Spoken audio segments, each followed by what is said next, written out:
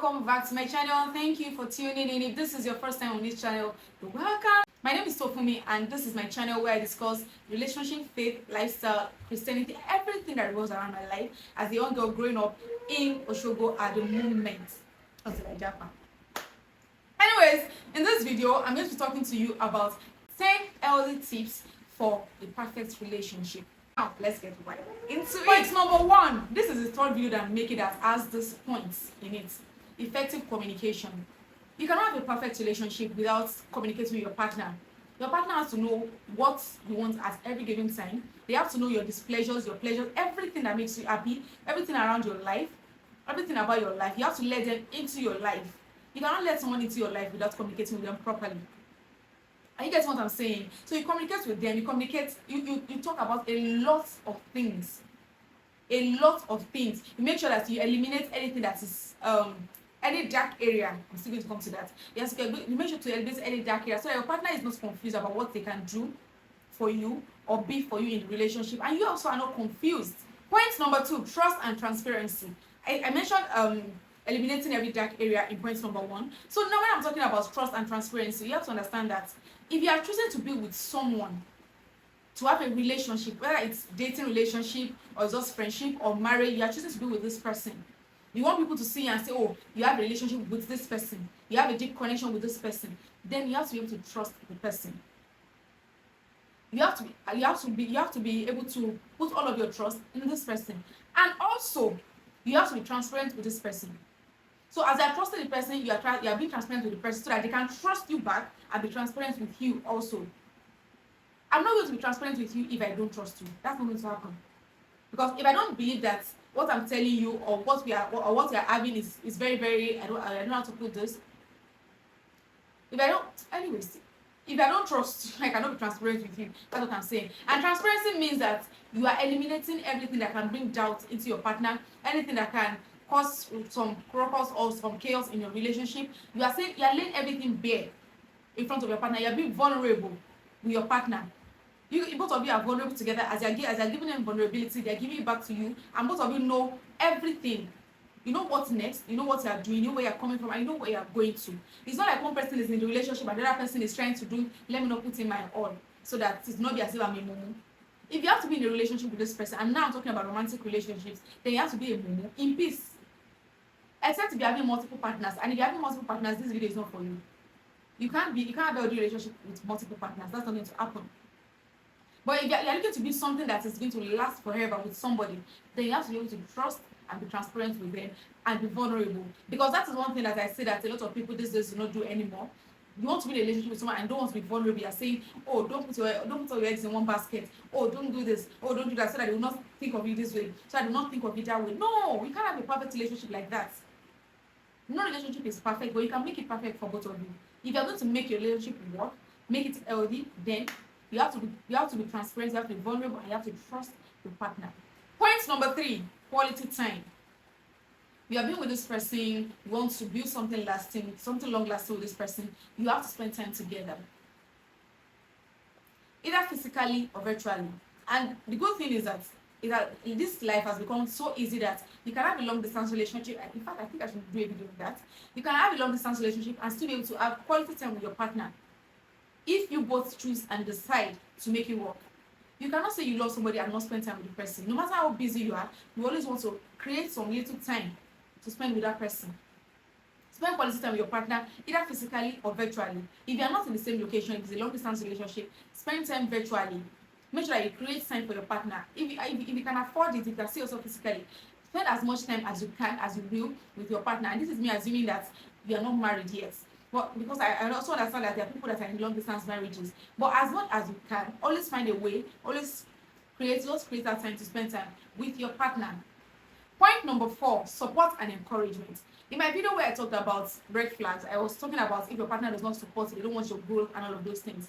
And now, if they are not doing that, you obviously know what to do. But if you want to build a healthy relationship, you have to be able to support and encourage your partner. You have to be your partner's number 1 support system, and your partners will be your number 1 support system. You have to know that, you have to have that at the back of your mind that if only one person is supporting me in this world, then you have to be my partner. If I have only one fan in this world, it is my partner. If it's just one shade that I have in this life, it is my partner. That is how to build a healthy relationship, because you know that you are building a, how do I say it? You are building a force for yourself. You are giving support and encouragement. You know that okay, your partner is feeling low or is feeling down about this thing. Encourage them.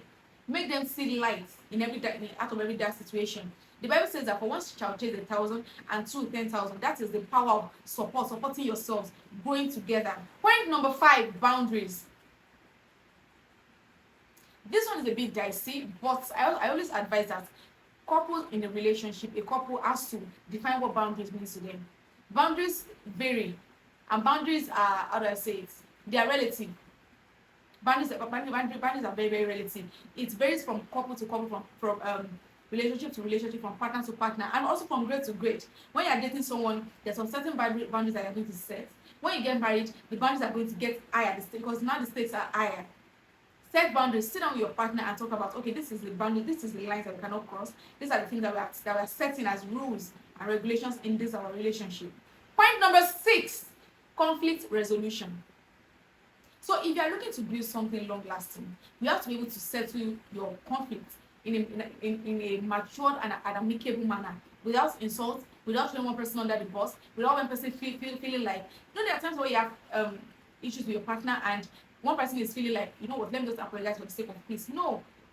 If you're going to build something that is long lasting, what that kind of behavior or that kind of attitude, what it builds on the long run is resentment. The person that is giving more, that is giving in all the time, like for the sake of peace, is going to one day resent the other person. And by the time they resent the other person, it's not going to be unmendable, because you now start looking like, okay, so where did I go wrong? But you don't understand that it's a build up of things. You have to be able to settle your issues. Lay it bare. Let everybody talk. Okay, I said everybody. Let both of you have an effective communication, which goes back to point number 1. Have an effective communication. Sit about it. Discuss it. Settle it in an amicable manner. Talk about it. Talk through everything, so that both of you at the end of the day are happy with yourselves, and nobody's avoiding anything, and nobody's saying, na me fuck up, na me be money. Nobody wants to feel like an idiot in a relationship. Everybody wants to feel like, I'm here and I'm free. This is supposed to be a safe haven for me. So if it's not safe, and I feel like every time we have issues, I have to be the one to keep apologizing. I have to be the one, I'm the only one buying gifts. I'm the only one making sure that we make amends, and the other person doesn't care. Nobody wants to feel like that. So when you're settling your matters, make sure that you don't say things that after the fight you don't start finding ways to amend. Be careful of the things that you say to your partner in a fight or in an heated argument. Point number 7. This is 7. Yeah. Point number 7, intimacy and affection.